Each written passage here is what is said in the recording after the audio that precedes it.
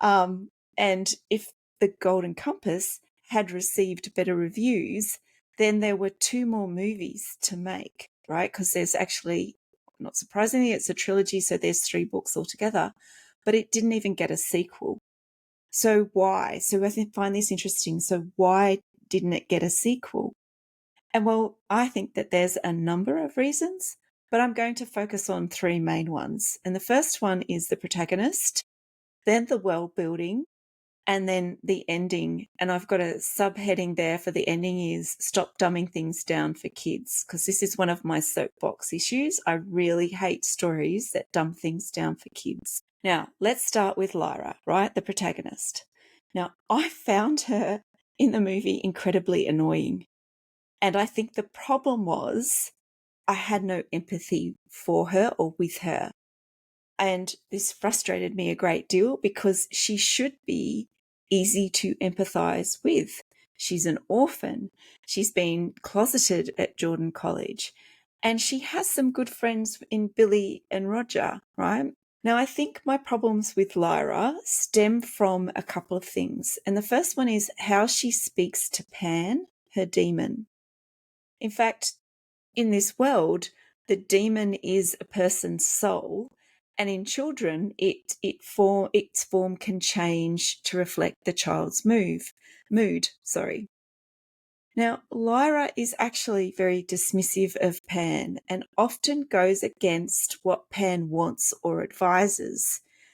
So Pan and Lyra are like two separate entities, but the other people and their demons appear more aligned in their personality. And so I found that quite difficult to reconcile, particularly because the other characters had a very different relationship with their demons, and she seemed to be quite negative and contradictory towards, or contrary towards, Pan.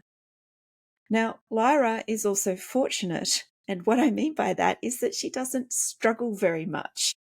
Yeah, sure, bad things do happen to her. So, Mrs. Coulter tries to take the alethiometer, and Lyra is hunted in the streets of London. But it's not too bad because the Egyptians come to her rescue. Then she's abducted and taken to Ragnar, the Bear King, his court, where she very quickly tricks him, and eventually he loses his life and his throne because of her. Now, this is like the so what of that and how that happens. It's just very easy. There's just no consequences, no real fallout of that, in my opinion. Now, even Mrs. Coulter, who is the villain, rescues Lyra and Pan from the intercision machine, albeit this is the closest Lyra comes to a life-threatening situation, or her life is in danger. So all of these obstacles that are placed in her way, or these situations that are difficult and uncomfortable for her, are resolved very easily. So again, I think that inhibits the development of empathy for her as a character. And it's also a problem because there is very little tension in the movie. Now, if everything works out for Lyra, then we aren't left wondering what's going to happen or how will she get out of this?